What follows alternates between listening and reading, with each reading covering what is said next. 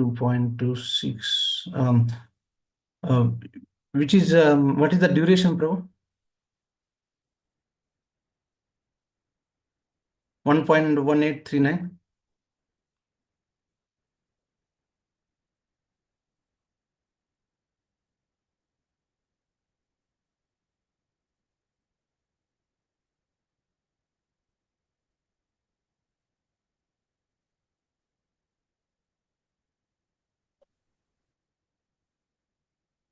Hare Krishna, bro.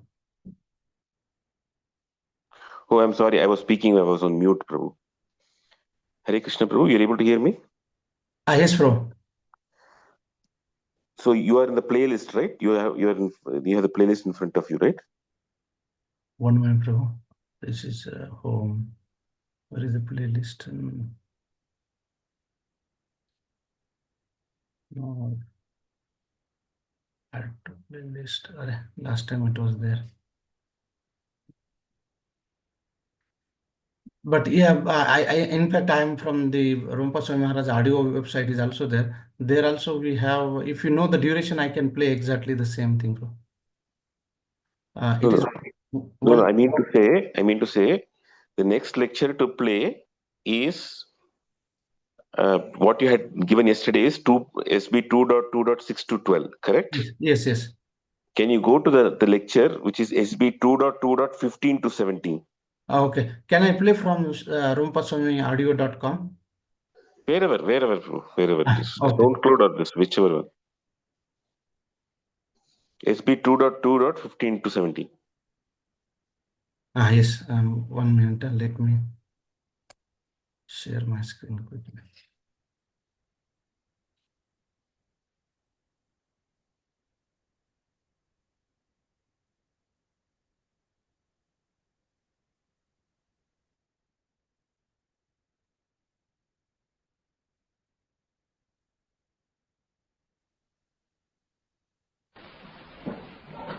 Okay, continuing. Is it audible? Yes, Prabhu. Okay. I will.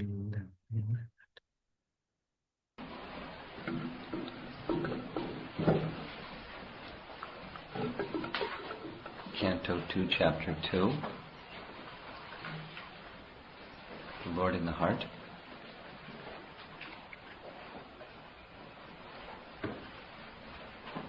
From yesterday, the emphasis was on, the subject was the meditation of the Supersoul, and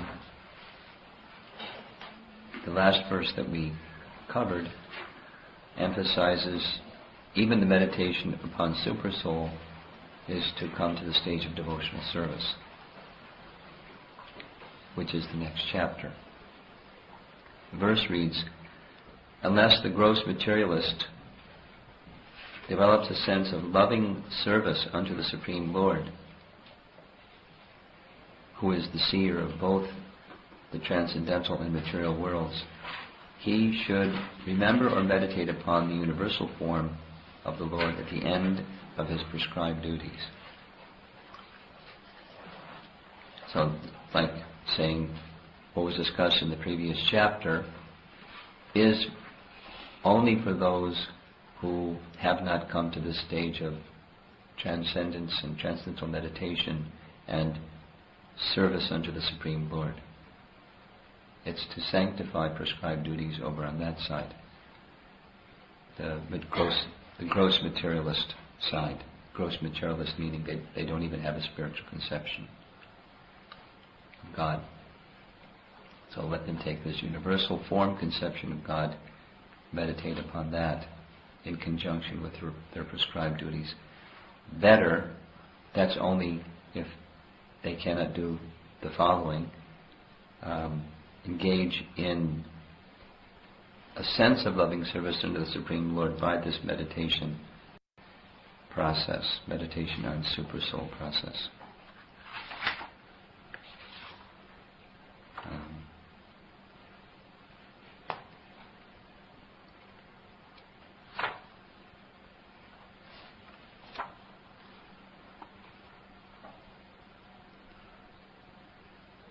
And going back one further verse, Prabhupada writes, this process of meditation, supersoul meditation, recommended herein is bhakti yoga, or the process of devotional service after one is liberated from material conditions.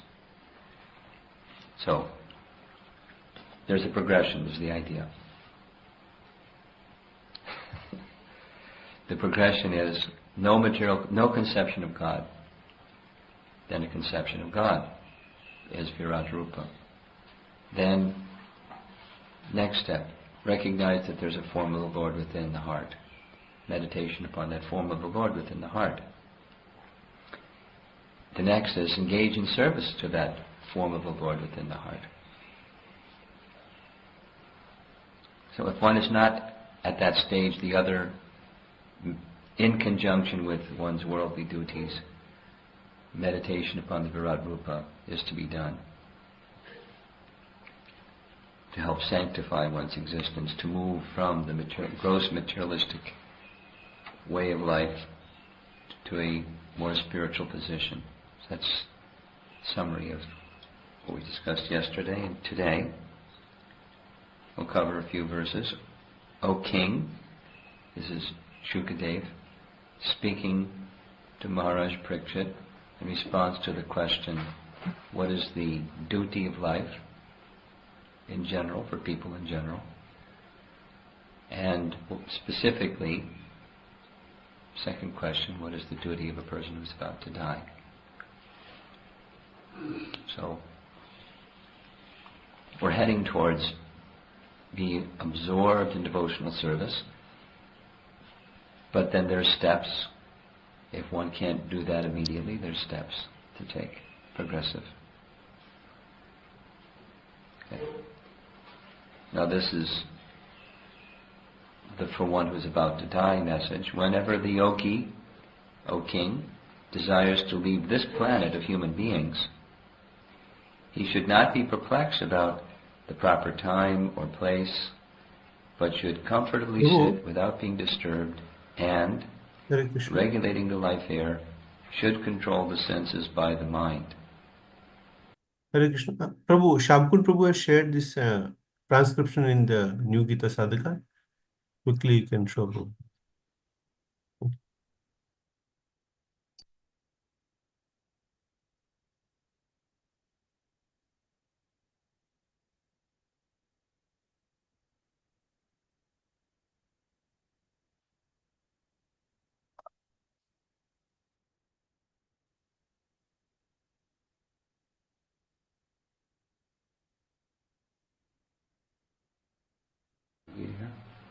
Can we find one Bhagavad Gita?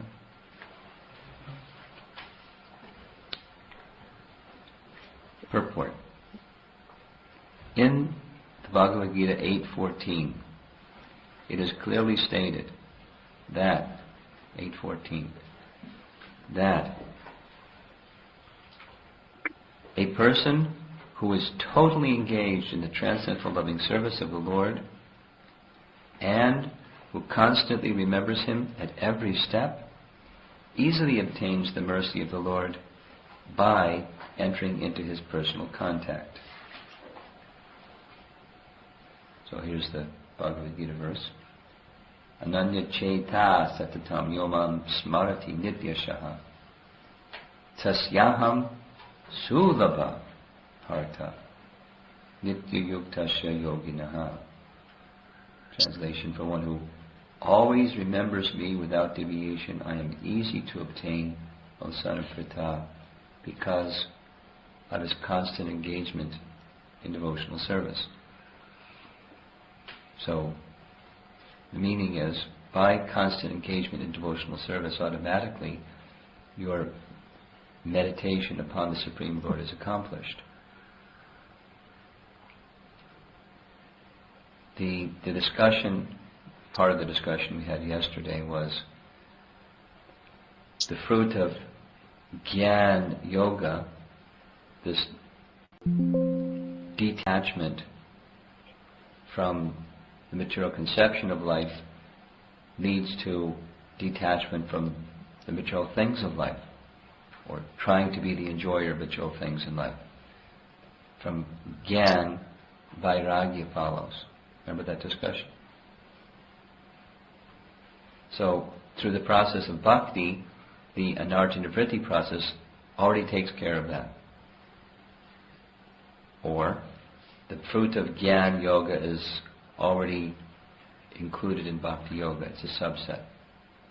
Remember that discussion? Okay, good. Now what's being said here is, what follows that one is this meditation upon the form of the Lord within the heart. That meditation upon the form of the Lord within the heart leads eventually, is meant to lead to the position of rendering service to the Transcendental Lord. When transcendental service to the Lord is accomplished, the mind being fixed upon the Supreme Lord is accomplished. Jnana Yoga is a subset of Bhakti Yoga. That was yesterday. Dhyana Yoga is a subset of Bhakti Yoga. That's today. You got it? Should I do it again? You got it. Okay. Like a materialist that doesn't have a conception of God, what is it that their fruitive work is targeted towards? Towards the objects of the senses. It's saying they work hard for their family. They're absorbed in working hard for their family. A bird is working hard for his family, and an elephant is working hard for his family, and animals, there are also birds and animals and all varieties, all species of life. They're working hard for their family. And human life that does the same it's just a polished form of animal life. So, where there's a conception of God, carries one to the next, to the real purpose of human life. So, the message is, when the yogi desires to leave this planet of human beings, this fixing the mind upon the Supreme Lord is necessary, and then there's the mechanical process, and then there's the natural process. The natural process is you serve Krishna. If you're consciously serving Krishna, your mind is fixed upon Krishna.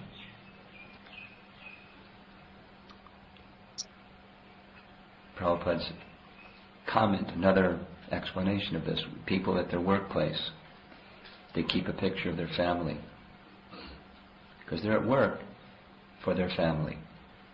They're earning for their husband, wife, for their children, for their family. So it goes right by their workstation. Or, I've seen it here in India, and it's less common in America, but sometimes, Prabhupada uses this example, sometimes people in their car, they keep hanging from the rear view mirror, their baby shoes. You've not seen that? I've seen it. Prabhupada's comment is, when they see the shoes, they don't just see the shoes, they see their child. The shoes remind them of their child. It's the affection comes just by seeing the shoes. Family. It's a poetic thing. Like you see a pair of ballet slippers, and you can think of the slippers of the ballerina. Or you see, the cricket stick of your favorite cricket player. You don't see the cricket player, but you know that's his stick, and that's his uniform number, and oh, my hero. You get the idea. So even paraphernalia can remind one of the person behind the paraphernalia. So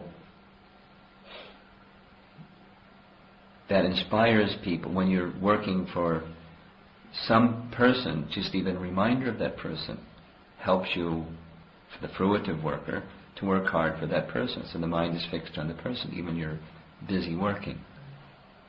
because you're attached to the person or persons.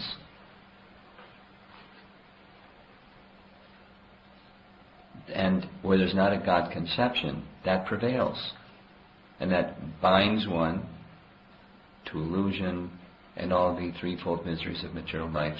And so the message is not, well, don't work. The message is, when you're performing your duties of life, have your consciousness absorbed in the right place. Work for the Supreme. When you work for the Supreme, you certainly can be very conscientious about caring for family members and friends and all the devotees and all the non-devotees and all the birds and all the trees and all the parts of God's creation because of attachment for the Supreme. So how to cultivate the attachment for the Supreme? The message of this verse, text 15, is if someone is engaged in devotional service, they need not concern themselves with the lesser mechanical stages. So, say it the other way around. Those mechanical stages are there for those that don't have faith in the Supreme. They don't have full devotion to the Supreme.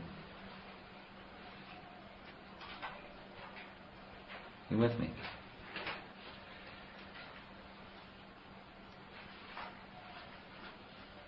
So here, text 14 of Bhagavad Gita, chapter 8, says, for once engaged in devotional service, Krishna is the swift deliverer. Ananyacheta satatam yoman smarati nityashaha tasyaham sulava. Very easily achieved. Then there's the durlava. Then you got to start all this calculation about when is the auspicious time to leave the body. So that's included. Bhagavad Gita chapter 8, text 23 through 26,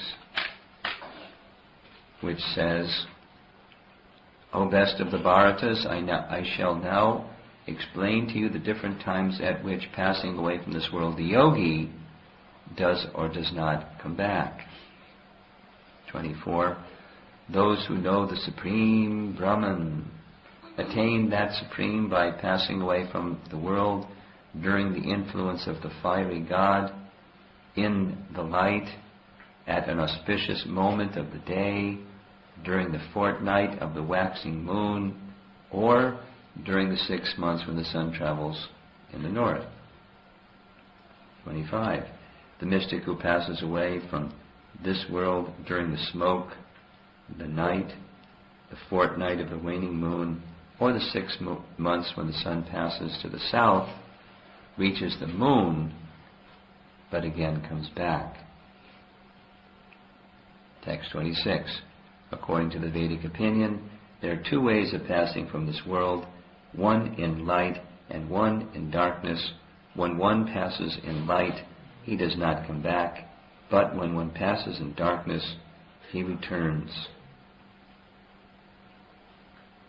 And there's other Chandogya Upanishad references and so forth that speak to this same message.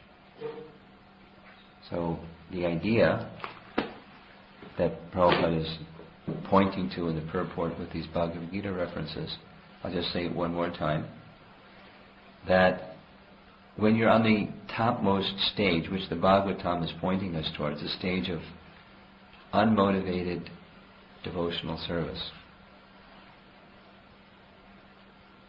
when one is on that platform, all these lesser considerations need not be taken. Krishna is the swift deliverer. One very easily achieves the destination, whatever the time, whatever the circumstance. It's not materially determined. You go to these lesser stages, and it's very important what time the soul leaves the body, and what direction you're facing, so many things.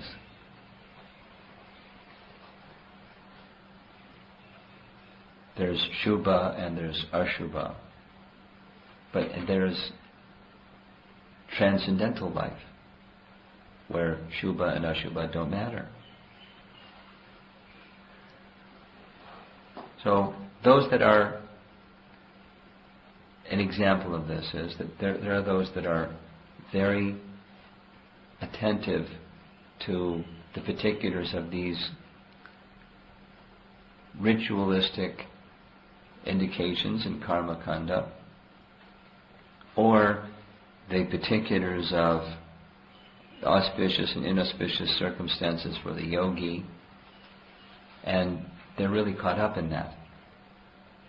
The Bhagavatam is letting us know that's fine, that's appropriate for those that are caught up in that. And that for them it is critical. But one who has advanced further in consciousness, it's not. Because those that are, where it's not critical, they're depending fully upon Krishna, and Krishna delivers.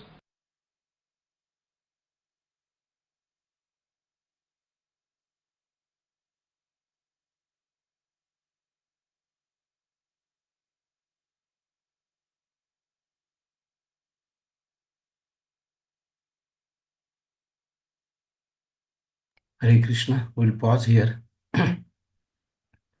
And if you would like to share some point, discussion, realization.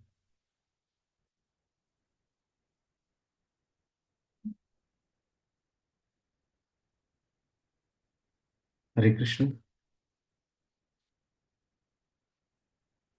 It is also in relation to some of the points what Shamkun Prabhu yesterday raised the question. I think there are some points addressed here as well. So any comment, question, realization? Am I audible? Yes, Prabhu. Yeah, yeah. Thank you. Thank you.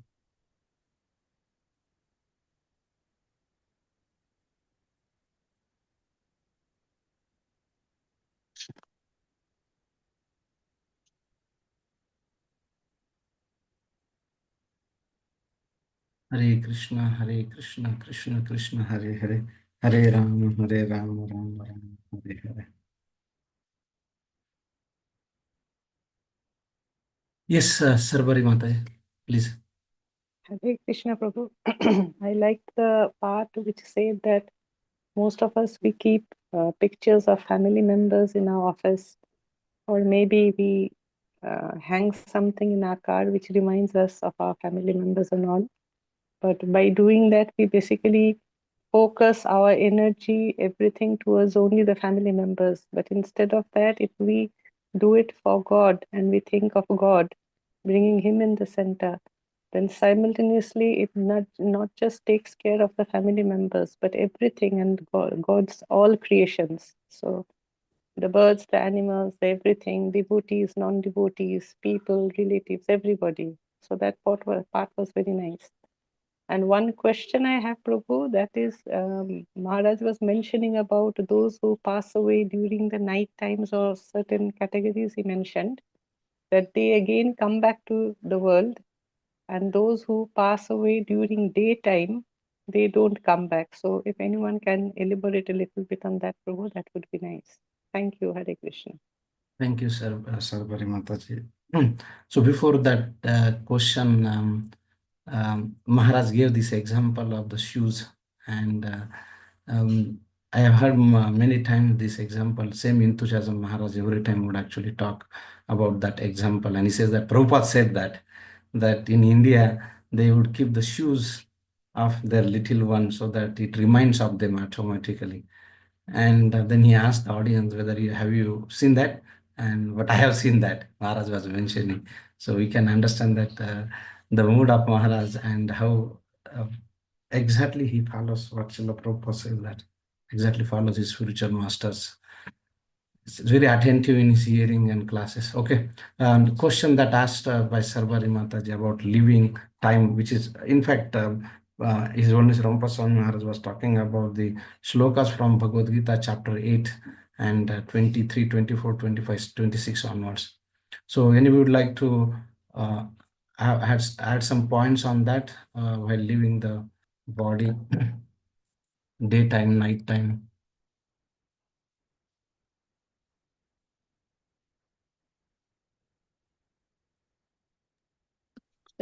Hare Krishna Prabhuji. As you said, I mean, all these timings and all these conditions are given in the chapter 8 of Bhagavad Gita itself. That if you are going in the Krishna Paksh, if you are going when you are Surya Dev is Dakshara. So, but all these things are for them, or basically for the yogis also, who are trying to perfect their timing of the leaving the body. But then, if Krishna is taking care, then I think it really doesn't matter too much what time. That's what my understanding too. Okay.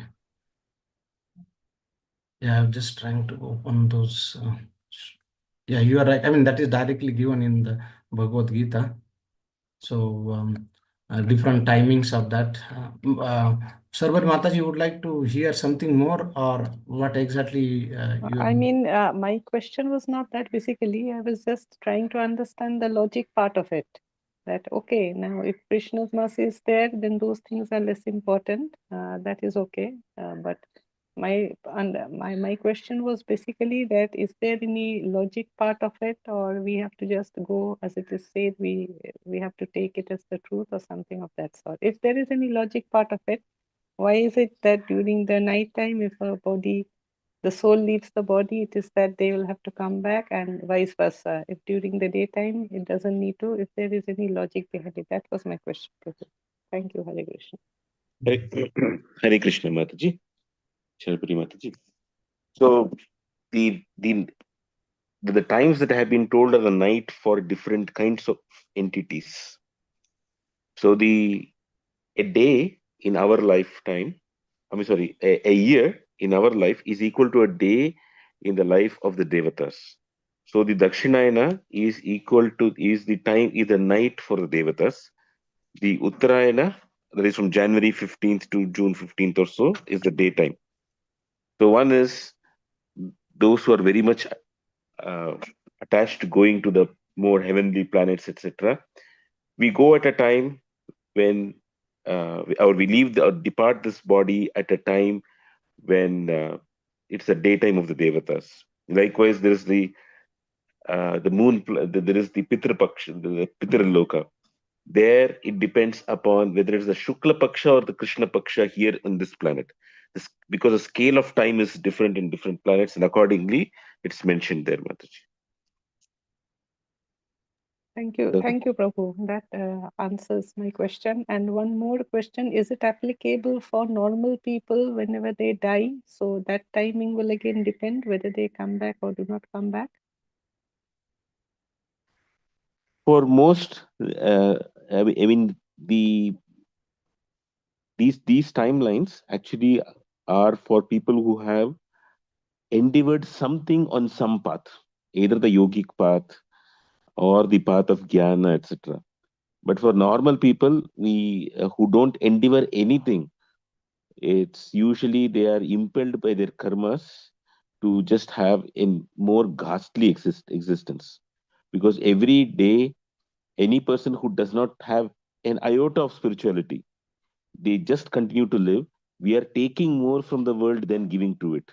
We are killing more entities than living, even by walking, by cooking, etc. So, because we are taking more from the world and giving less, we have a net deficit or a net liability in our account book, and that only takes us to the hellish planets. Mataji. Thank you, Prabhu, so much. The answer explains all. Thank you, Hare Krishna. Hare Krishna, Mataji, that one of the point that you mentioned, that do we need to believe that? Of course, the word in scripture is, and coming especially from the Supreme Lord, it has to be accepted. Probably that for every verse or something, there may be logic, there may not be logic, but we need to accept as it is. It may be practically difficult for to understand initially until we have a very strong faith or some experience or realization. However, Srila Prabhupada would always say that at least theoretically accept that it happens. It may not, because sometimes the mind is very tricky, and it would question whether is it true or no. So, so that gets into the very different domain or space. So, and so that's where we have to come to the Guru Parampara and understand that, because Srila Prabhupada said that Guru Parampara is saying that. So yes, we need to have a faith on that. Probably we are not able to experience, we have not seen or whatever it is, but we need to have elementary faith in that. And that will actually help us develop a matured faith on that. Mata, just some small, one word, I mean, some few words on that. Anybody else Yes, would like to add Hare something? Krishna, Prabhuji, Dandavat Pranam. Chandan Prabhu, yes, it is 703. Yes, Prabhu, please go ahead. I have one small question, Prabhu, that I'm not understanding. Maharajji today mentioned to meditate upon the Virat Swarupa, and when I was reading Bhagavatam, Srila Prabhupada also mentioned the same thing. Like Brahmaji started meditating upon the uh, Virat Swarupa of the Lord, and he got his knowledge. And the same way, if we are also meditating upon that, we will also awaken our dormant knowledge and relationship with the Lordship. So, how we can meditate upon the Virat Swarupa? Virat Swarupa means what is the actual form of Virat Swarupa? What does it mean, like this Earth, planet, all those things, or something else? Exactly, I could not understand the context, like meaning of Virat Swarupa here. Okay, anybody would like to answer this question? I'm highlighting particular section of the class which Maharaj was actually mentioning. But meanwhile, so if somebody want to answer Prabhu's question here. Hare Krishna Prabhu. It's actually given in the Bhagavatam second canto itself. We have the, I have to go back to the verse. Maybe after the class, we can check it, or even you can check it. It's about there are the different mountains, there are the different rivers, the nature that we see. They all form different portions of the body of the Supreme Lord Prabhu. So how by seeing things of this world, they are all related to the body of the Supreme Lord. This is not to gradually bring to the idea of a person who cannot accept that the Supreme Lord has a form, that from nature itself there is a form. And then slowly it goes that the form of the Lord is even beyond nature. That is the next step. It's there in the, I think, the first or the second chapter itself of second canto. Yes, Prabhuji, it is there. It is a conception of Virat Swarupa. It is mentioned full thing in the Bhagavatam. So my question is, so should like the people should meditate upon like mountains, rivers, because the veins of the river is kind of veins of the Lord is kind of river, blood, and all those things. Description is given. So. Neophyte devotees, because Srila Prabhupada mentioned that for advanced devotee it is not required, but the people who does not believe in God, they can meditate upon and they can also realize the God like that. So how like should we meditate upon trees, mountains, rivers like that? So in that No. context, I'm not understanding. So it is not, so this meditation on the Virat Swarupa, when you are saying the neophyte devotee or a beginner stage of devotee, this meditation is not, I mean, you may be very humbly telling that you and we and most of us are all in that beginning stages of devotional service. That's nice from the perspective of humility. But the beginner that is being spoken about, who of the person who should focus on the Virat Rupa, is not this kind of beginner. It is that kind of beginner who has no inclination towards God at all. It is for them. It is at a much lower level itself, Prabhu. So we are not meant to do this at all. Okay, okay, Prabhu, okay. Prabhu, I'm just sharing the screen, Chandan Prabhu. In addition to what Shamkun Prabhu said, if you see these few lines here, it is mentioned that um, the message here is when the yogi desire to leave this planet of human, this fixing the mind upon the Supreme Lord is necessary. And there is the mechanical process. So this is the mechanical process.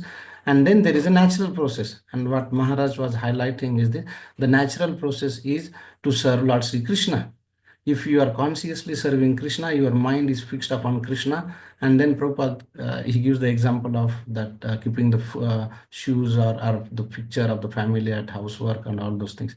So earlier when we are hearing Maharaj lecture in that particular section 2.1, so Maharaj mentioned that this process is for those people who are here. It is also said that it's they are very grossly materialistic people. They don't have any conception of the God.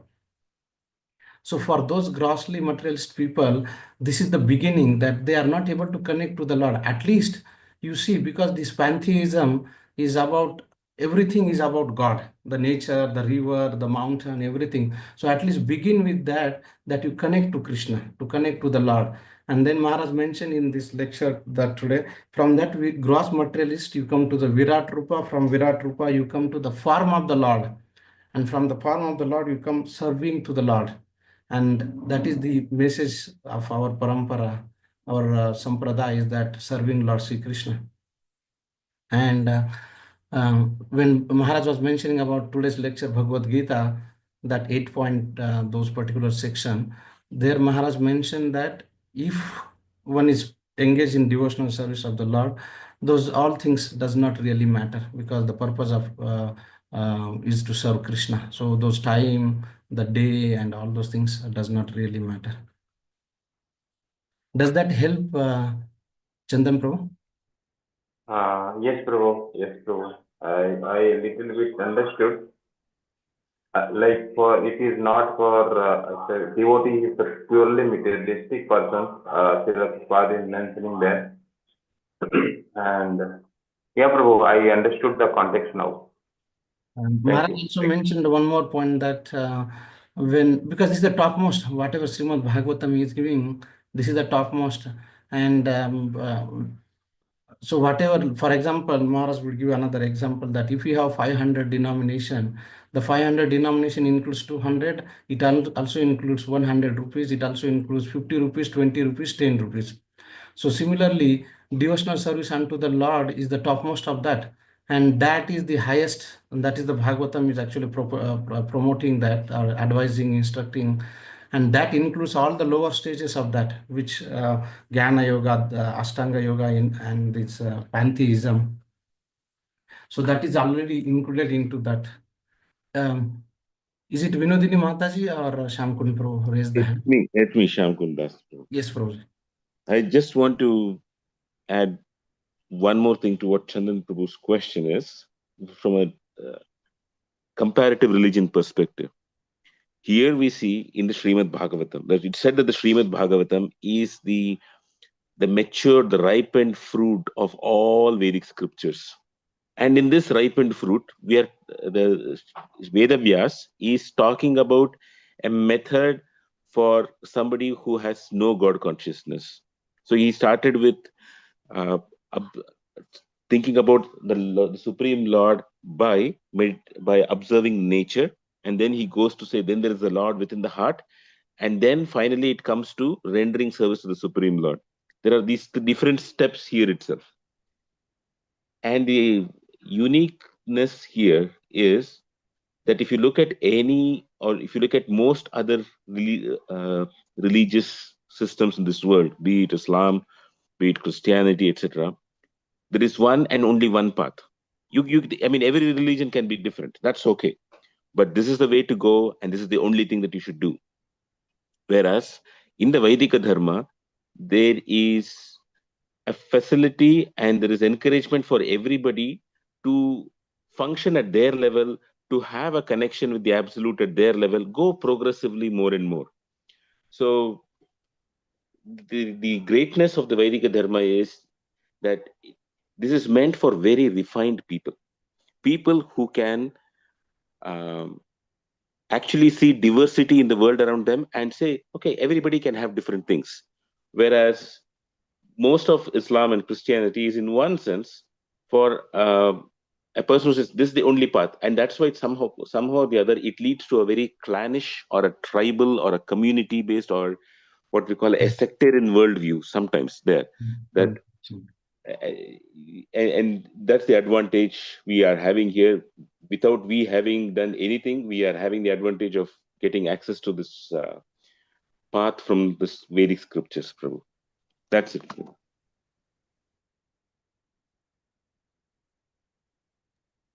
Okay, Prabhuji, thank you. And I would like to discuss with Yugal Kishore Prabhuji more and you regarding this, but not now in this forum, because I have again one doubt. Since it's the way is fully for the materialistic person, then why Brahmaji was meditating upon? He is not. He is the highly spiritual person. So again, one doubt came in my mind. So I will discuss further more regarding this with you and Yukul Kishore Prabhuji. And one last thing, yesterday's question that I had asked about different festivals and why we do, etc., right? And the Yes, answer for Prabhu. that, I find it in today's class. In today's class, Maharaj has, I mean, he mentioned, 1 minute, let me go there. I'd like to use his word itself.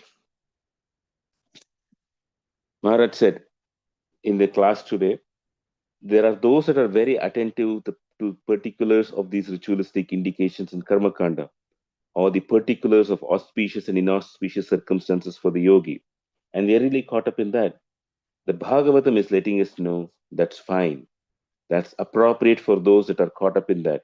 And for them, it is critical. For one who has advanced further in consciousness, it's not. Because where it's not critical, they are depending fully upon Krishna, and Krishna delivers.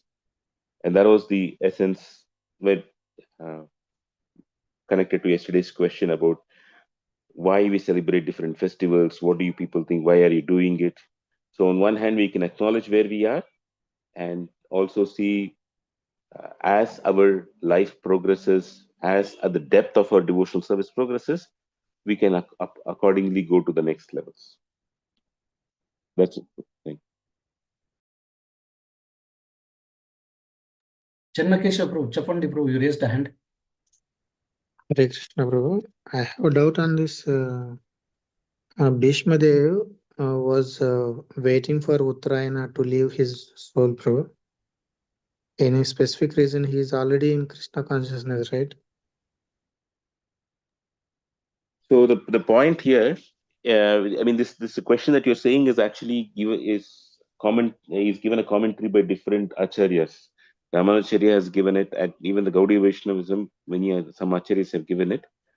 It is that when a person is highly capable, when they have the strength to do it, even though they can neglect certain rules and regulations, still they follow the rules and regulations. Um, that's the thing, Prabhu. I mean, they do not want to to not follow certain injunctions given in the scriptures. So they end up doing it. Here, in the case of Bhishma Dev, he has the power of dying whenever he wants to. So he's just choosing it that way. And because he chose that way, it so happened that um, when Bhishma Dev died or fell in the battlefield, it was approximately the month of November. A few days later, he fell on the battlefield on the, I think, on the 10th day of the battlefield of the Mahabharata war. 8 days later, the war ended.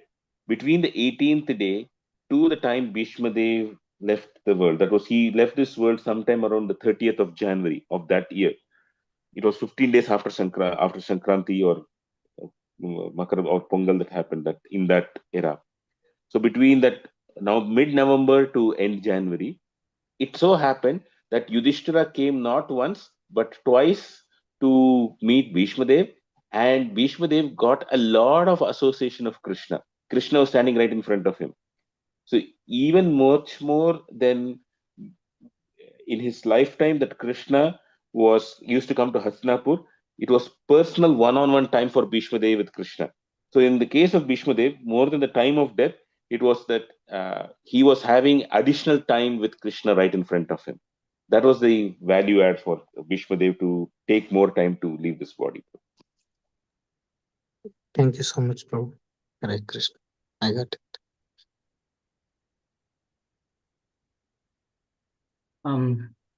It is also, if I remember some time ago that I was hearing hearing the class that this Uttarayana also addresses Lord Sri Krishna. So the word Uttarayan. So it also means that in one way the commentary is given by our acharyas that he was actually focusing on Lord Sri Krishna. So that is also one meaning that given by acharyas. So it is said that he was waiting for he who took a shelter, that is Ayana, within the womb of Uttara, within the womb of Uttara, Krishna, the deity of all deities. So that is also given the meaning by acharyas that Uttara Ayana. So we'll pause here.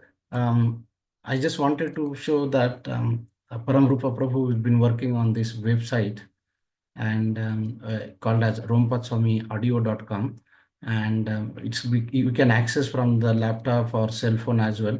And they've been trying with the team of devotees to bring all the lectures of His Holiness Rompatswami Maharaj can be accessed very easily. Earlier there were different places where the lectures were there, but now he's compiling at one location. And if you see here, so lectures are there, but he already made some pre-populated playlist. So if you go from here, and if somebody, Prabhu, we can see that Word document only still, I think. So maybe you're sharing only one. sorry, bro. We see the Word document, I think. Oh, okay, sorry.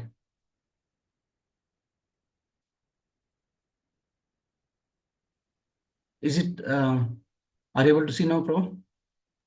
Yes, Prabhu. Yes. Yeah. So if you see here, rompatswamiaudio.com, and it has all the lectures. And what devotees are doing is that they are creating the playlist, so that you can very easily access those lectures and you can play. And there are some issues are also there, some bugs are there, so they're trying to improve it. If you have any feedback, you can let Prabhu know. So many times I have given feedback to him, and they are working very nicely. So today morning, so I was not able to find that SoundCloud. So I quickly went here. So here is a pre-populated list. There is a Bhagavad Gita, Bhagavatam, and the festivals, retreats, and especially they have done the Srimad Bhagavatam. And if you see here, if you go to this second canto, second chapter, then you see that we have around 16 lectures, and then the one that I played from here. So you just go here and play that lecture. So it is easily accessible from the cell phone also. You can do that, so that you can continue the series. You can continue hearing these lectures in a series. So just wanted to show you quickly. So we'll pause here. 7:21. We'll resume tomorrow morning at 7. Where we paused here today, around 18 minutes. So we'll continue.